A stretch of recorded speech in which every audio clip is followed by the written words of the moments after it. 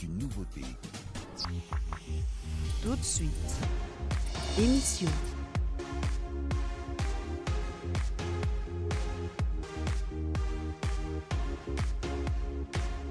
Le caviar dans un championnat.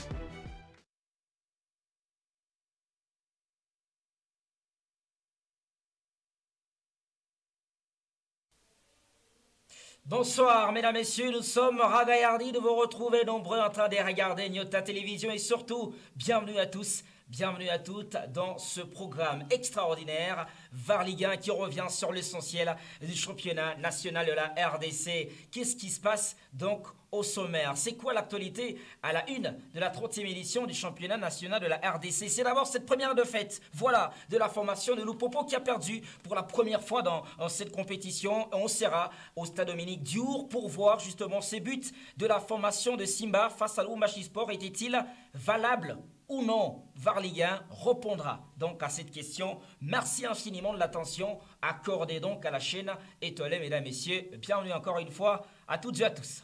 On commence votre émission, mesdames, messieurs, par le résultat enregistré tous les longs de la semaine dernière. Beaucoup de matchs. Don Bosco Simba 0-0, TP Mazembe, Sangabalende, un match joué en 2 temps, 1-0 en faveur des Corbeaux grâce à Chaibou. Céleste a perdu devant l'équipe de Manimenyo qui s'est imposée par un but à 0 à Kinshasa. Bukavu Dawa et Inujak se sont neutralisés 0-0. Dauphin Noir a perdu à Kinshasa contre l'équipe, à domicile contre l'équipe de Rangers, 1-2, alors que Renaissance a réussi à s'imposer devant les Aigles par la petite de marque, un but à 0. Blessing et Lumbashi Sport se sont quittés 2-2, un partout, 2-0 pour l'équipe de Tanganyika qui a créé la surprise donc de la semaine en s'imposant devant le FC Santé la Lupopo qui avait enchaîné 6 matchs sans défaite dans cette compétition et s'incline donc à sa 7e sortie. On aura les images dans cette émission. Céleste était face aux Anges Verts 0-0. Desampé a perdu longuement, grandement devant cette équipe de Zègle qui s'est réveillée 4-1 la note à l'arrivée. Quel résultat époustouflant. Don Bosco a réussi à s'imposer largement devant Sa Majesté Sangabalende par la note de 3 buts à brosse. Étoile de Kivu était face à cette formation de New Jack, 1 but à 0. New Jack qui donc a commencé à perdre des matchs, voilà, dans cette compétition.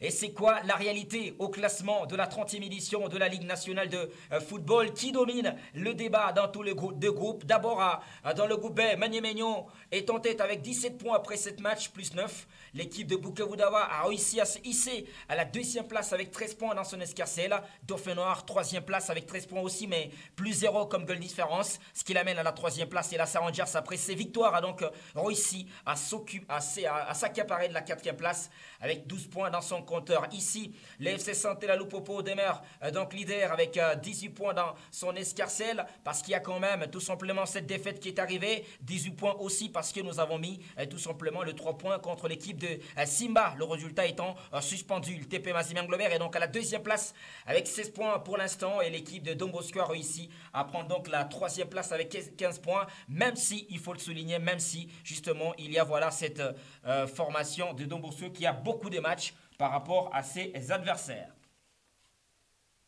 Votre émission s'est poursuivie, mesdames et messieurs, avec la partie que vous aimez beaucoup. C'est justement le temps fort. Là-bas, on va revoir beaucoup d'images. Donc, nous proposer la semaine dernière, c'est juste après ça.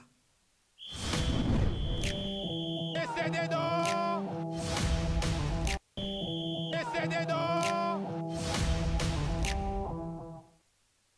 On va commencer par les matchs qui se sont joués du côté de Kinshasa, capitale de la RDC. Le premier que nous allons prendre, c'est tout simplement celui qui a opposé l'équipe de Céleste à la formation de l'AS Maniema Union. Un match très intéressant parce que ça permettait à cette équipe de Maniema Union de pouvoir préparer ce match de Ligue des Champions. Jefté Kitambala à la balle pour ouvrir le score. Malheureusement, l'attaquant justement de Maniema Union n'a toujours pas retrouvé le flair des buteurs. Un petit lobe ferait la différence. Malheureusement, il n'a pas réussi à prendre le contrôle de ses ballons. Il rate cette occasion. Lupini fait le travail magnifique. Ça va permettre tout simplement à cette équipe de Maniemeno de se procurer une très très belle situation offensive. Le crochet magnifique, la passe l'est tout autant. Mais ces ballons est tout simplement contré par cette défense, voilà, de la formation de Céleste qui revient avec toute l'énergie et la frappe justement derrière et passer au-dessus de la barre transversale. Et là, c'est la deuxième période. L'équipe de Magny-Maignan continue à mettre la pression, l'intensité pour faire mal à son adversaire. Regardez cette occasion, elle est magnifique. On le voit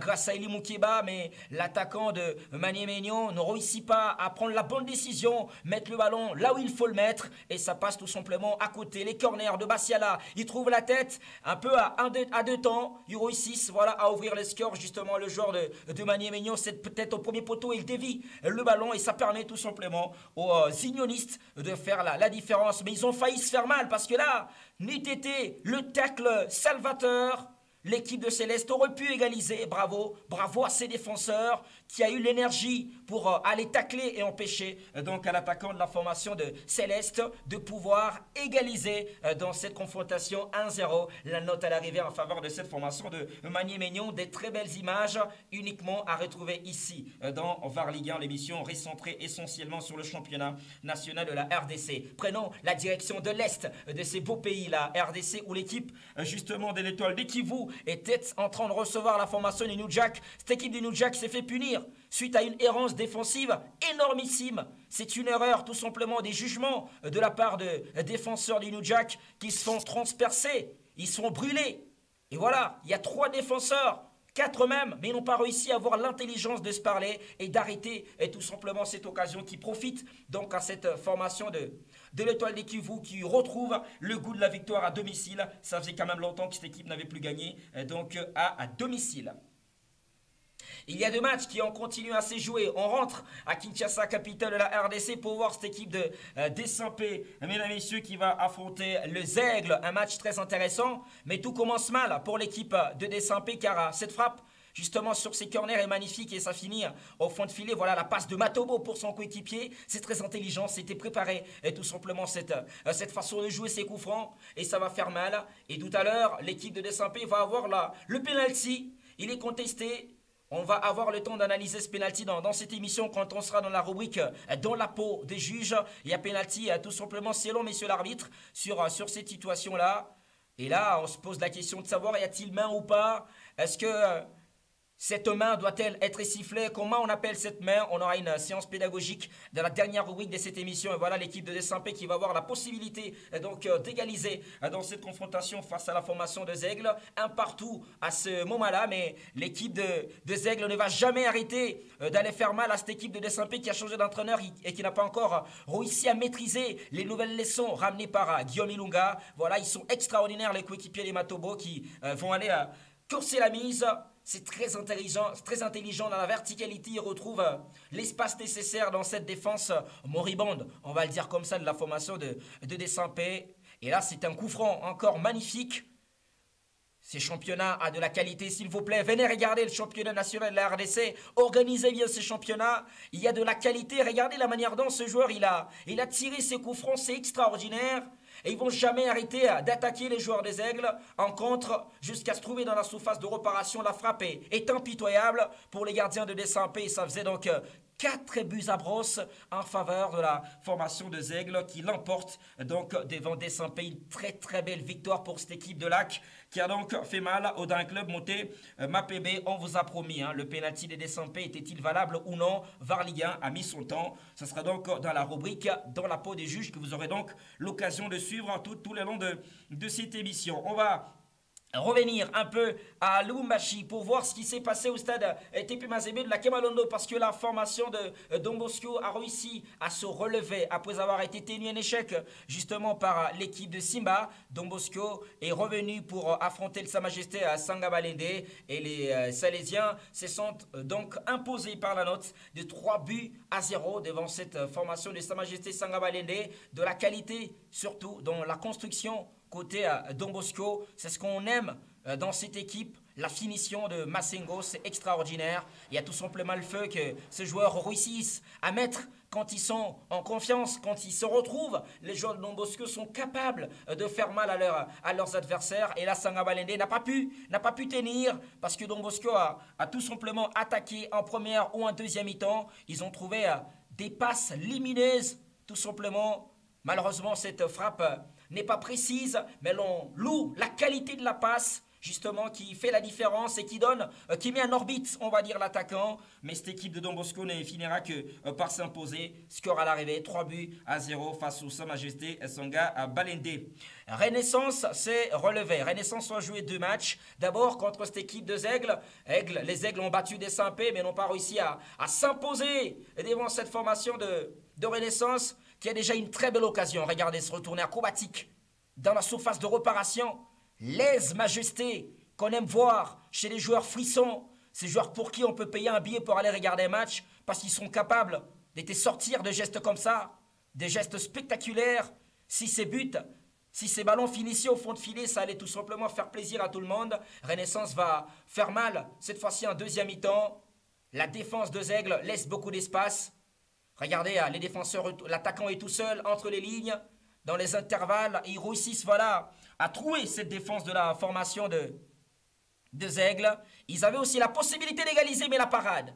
On vous l'a promis, aujourd'hui c'est des parades. La parade, elle est magnifique. Tout simplement des Nelson, pas des Nelson, de Jackson Lunanga, le nouveau gardien de Renaissance. Jackson Lunanga, impeccable sur cet arrêt, parce que c'est grâce à cet arrêt que Renaissance a terminé ses matchs avec un avantage d'1-0 et donc s'est imposé devant cette formation de Aigles. Belle performance donc pour cette formation de Renaissance qui devait affronter l'équipe de V-Club par la suite. On verra les images dans cette émission. Le temps pour nous de revenir un peu à la Camalono et revoir ces matchs qui a opposé le TP Mazembe-Anglebert et Sa Majesté Songa Balende. Ça a commencé le mercredi, c'est terminé le jeudi. Victoire 1-0 en faveur de coéquipiers de Souleymane Chaibou qui a encore été Chaibut.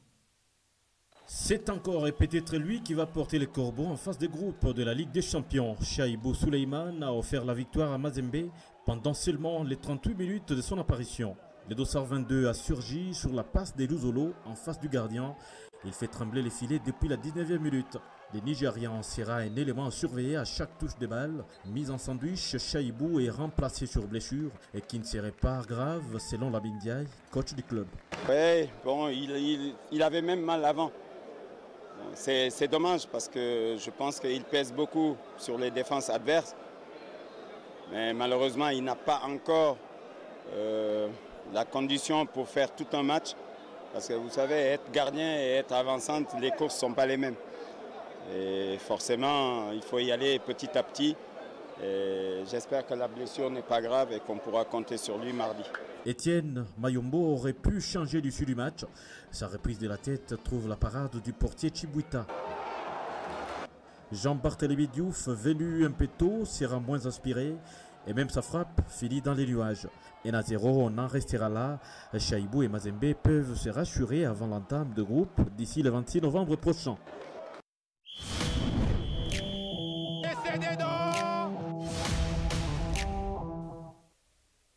Mesdames et messieurs, on va maintenant traiter nos sujets un par un. Le premier, c'est cette première défaite de la formation de Lupopo dans cette 30e édition de la Ligue nationale de football. Les Lumpas ont été battus du côté de Kelemi par la note de 2-0. Mais avant de voir ces images, c'est d'abord le replay.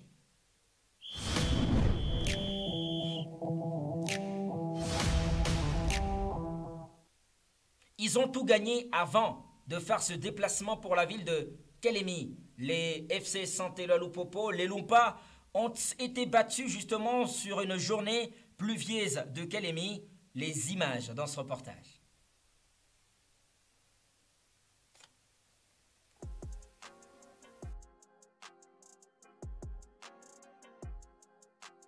Maintenant, c'est clair. Une locomotive, quelle que soit l'expérience de son commandant, ne peut pas traverser le zoo du lac Tanganyika. Ces puissantes vagues ont englouti le FC Santela Lupopo. Les cheminots ont chaviré. L'équipe de Magoufouli a corrigé le leader entre s'est regroupé derrière. Respectez Lupopo, le Kélémiard dont jouer leur va-tout. Le tout pour les tout. Ça fait 2-0 score final. C'est incroyable. Après avoir surdominé ses adversaires à Lubumbashi, les FC Santela Lupopo étaient très attendus, très loin de son public. Les joueurs de l'Ikemal sont surpris. Dai Enoch va tirer ses coups francs, c'est mal renvoyé par la défense de Cheminot. Jean-Benoît Ikanga, au bon endroit, au bon moment pour ouvrir les scores, ça fait 1-0 à la pause.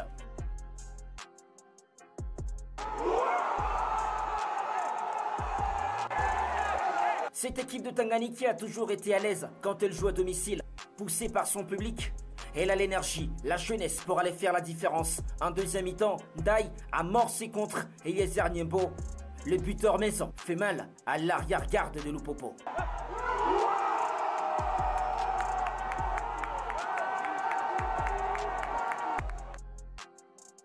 L'équipe de Lubumbashi avait aussi des arguments dans cette confrontation, mais pas suffisants. Patou Kebangu, Mika Miché, Jonathan Mokonzi ont buté devant un gardien en place. C'est un clean sheet qui réalise dans ces matchs. Lupopo a connu sa première défaite cette saison.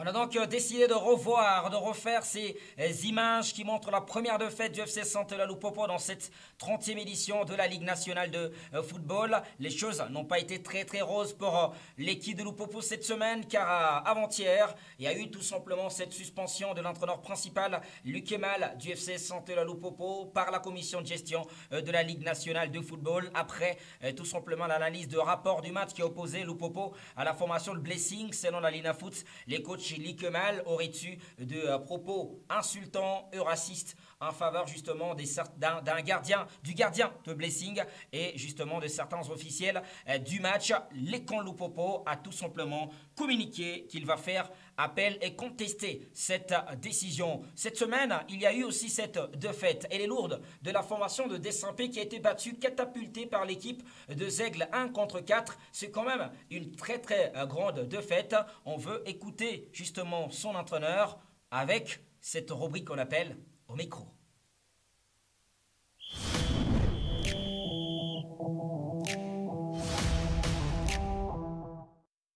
Je suis responsable parce que quand l'équipe perd, c'est l'entraîneur, je crois que j'assume.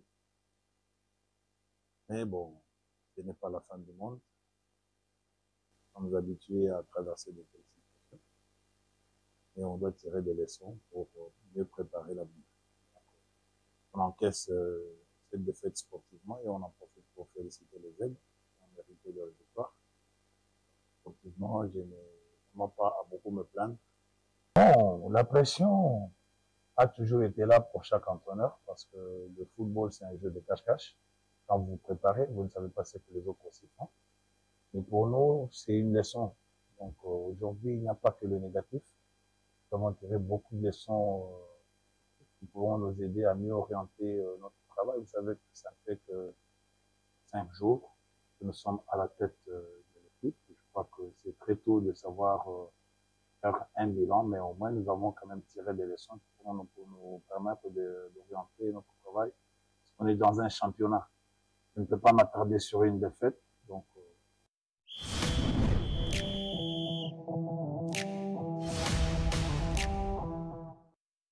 Guillaume Ilunga, entraîneur principal, le nouvel actuel entraîneur de la formation de Dessampé qui assume tout simplement cette défaite. Il vient de prendre les commandes de cette formation, citée seulement la semaine dernière. Mesdames, messieurs, chaque soir dans VAR Ligue 1, on encourage un joueur, on encourage un geste, on encourage une équipe quand elle fait justement des très bonnes choses. On va revoir tout ça, c'est justement dans le carton du VAR.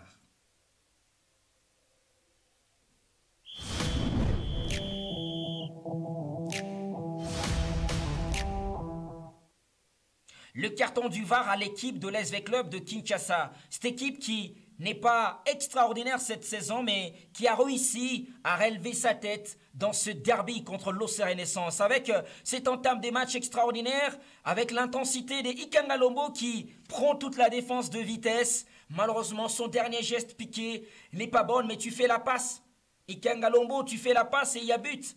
L'altruisme, à un moment donné, c'est très important au football parce que son coéquipier arrive lancé et il n'a pas su faire la passe au bon moment. Ikanga Lombo, c'est l'homme de ses débuts de match. À la 17e minute, il met encore son énergie, sa vitesse pour faire reculer ces blocs équipes de la formation de Renaissance. Et regardez, ça ramène une autre occasion, cette fois-ci de la tête, mais c'est pas cadré. Ikanga Lombo est tout feu, tout flamme dans cette entame des matchs. Regardez cette tête et la parade du gardien des Los Renaissance, justement Jackson Lunanga, qui a retrouvé l'équipe nationale Chan. Il le mérite, il a retrouvé ses réflexes parce que cette tête, elle est à bout portant. Et regardez tout simplement le geste instinctif du gardien de Renaissance. Le Moscovite vont continuer à rester mordants. Regardez comment ils sont nombreux. Mais le ballon lui passe entre les jambes. Merci Eli Mukewa qui nous a tout simplement illustré. Voilà ce raté monumental de la formation de l'SV Club de Kinshasa. Et ils n'ont pas arrêté, ils ont continué à frapper, tenter leur chance. Mais la défense de Renaissance est quand même là. Le gardien aussi, Jackson Lunanga, qui se fait foudroyer sur cette frappe. Mais V-Club ne va pas en profiter parce que justement ces joueurs de V-Club vont rater cette occasion. Et là, c'est la 92e minute. V-Club, c'est toujours Zombo les soirs. Parce que sur cette déviation, Ikanga Lombo va avoir l'énergie nécessaire sur cette passe magnifique de Luvumbu pour percuter toute la défense, la trouer et aller marquer ses buts. Il a le droit d'enlever son maillot, mesdames, messieurs. C'est l'euphorie d'une victoire, c'est l'euphorie d'un but, c'est la passion. Justement, quand on est moscovite et qu'à la 92e minute, lorsque votre équipe marque le but de la victoire et que le début de saison n'est pas si extraordinaire, il a raison, tout simplement, Ikanga Lombo, à l'image du match qu'il a fait, d'enlever son maillot et de célébrer ses buts. Varligan le célèbre avec lui. C'est grâce à ces buts que l'SV Club de Kinshasa s'est imposé par la note d'1-0 et c'est requinque un peu au classement de ces groupes B, même s'ils sont encore très loin, mais ils n'ont que 6 matchs déjà joués et donc peuvent encore espérer aller chercher cette place pour le play-off. On va terminer votre émission, mais jamais terminer Varligan sans aller dans la peau des arbitres.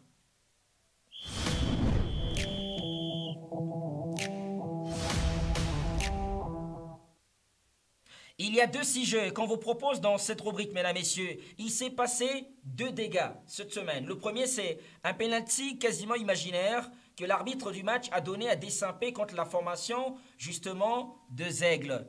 Sur cette image-là, vous allez revoir 1000 fois, y a-t-il penalty ou pas, la décision est-elle bonne ou pas. Et du côté de Kolwezi, l'équipe de Simba a été menée par la formation Lubumbashi Sport 1-0, mais Simba va égaliser sur une action quasiment discutable. Varligan s'y est penché et voici le résumé.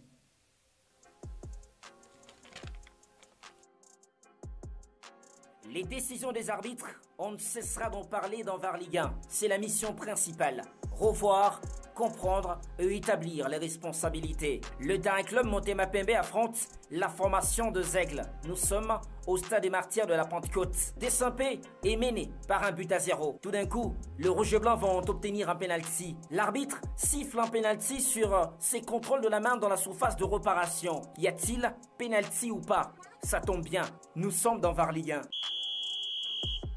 Ce penalty n'en est pas un et il ne doit pas être sifflé.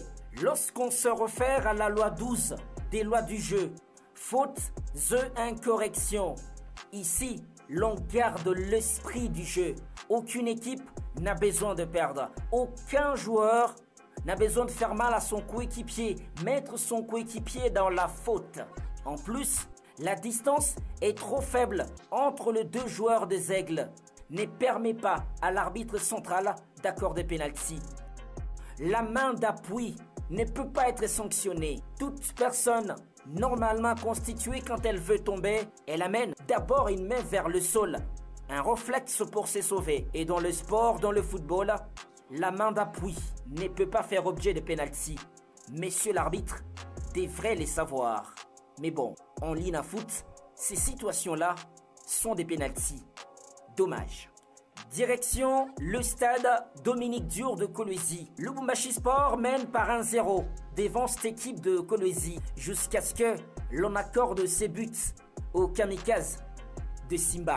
La balle a-t-elle franchi entièrement la ligne pour que ces buts soient validés? Lisons d'abord ce qu'ils disent les règlements. Nous sommes dans la loi 10, issue d'un match. Les règles parlent d'un but lorsque le ballon a entièrement franchi la ligne des buts entre le poteau sous la barre transversale, sous réserve qu'aucune faute ou infraction n'ait été commise par l'équipe ayant marqué les buts.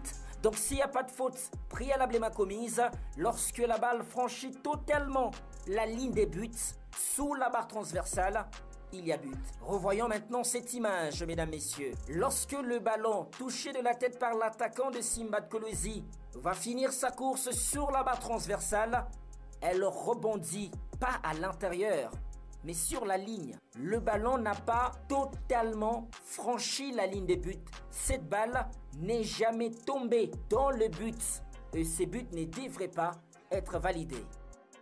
Il y a un principe qui stipule lorsque les arbitres sont en face du doute, le doute bénéficie à l'équipe défendante.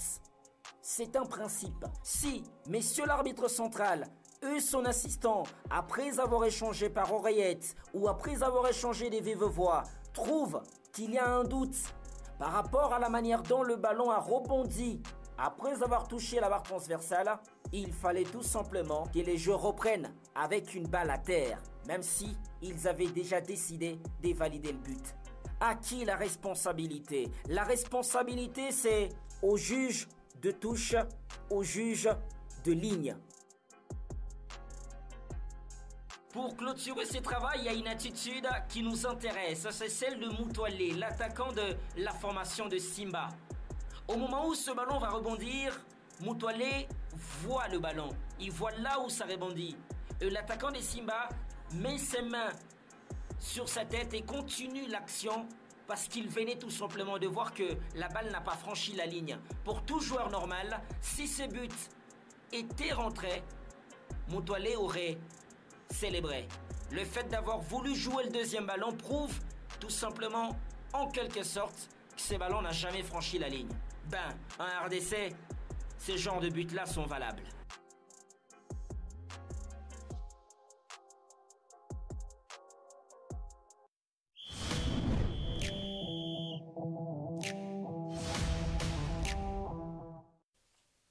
À cause de décisions arbitrales, certains résultats, mesdames et messieurs, sont parfois biaisés. VAR Ligue 1 veut tout simplement ramener ces images jusque chez vous pour qu'aussi certaines décisions soient prises. Ce qui est très étonnant, c'est que jusqu'à présent, depuis des dénonciations avec images à la pluie, la commission de discipline, la commission des arbitres n'ont jamais pris des décisions un peu plus fortes à l'encontre de certains arbitres qui ont justement pris des décisions, on va dire, fallacieuses le long des matchs, parce que cette manière de faire fait en sorte que parfois l'équipe qui gagne n'est pas peut-être celle qui méritait de les gagner. Et VAR Ligue 1 s'est donné justement cette mission de pouvoir vous amener l'ensemble de ces images jusque chez vous. N'hésitez pas d'être parmi les premiers sponsors donc, de cette émission. Les portes de VAR Ligue 1 sont ouvertes, les portes de Lignota Télévision sont ouvertes. C'est la fin même de cette émission, mesdames, messieurs, de ce numéro de ce soir. Ça a été un énorme bonheur pour nous de vous présenter cet énième numéro de votre émission. Merci infiniment à vous tous qui continuez à nous regarder et à accompagner. Voilà l'équipe de VAR Ligue 1. Merci à Eli Moukeba, à toute l'équipe donc de VAR Ligue 1 qui travaille d'arrache-pied pour vous amener ces images en exclusivité jusque chez vous. Passez une très très bonne suite de votre soirée. Au revoir.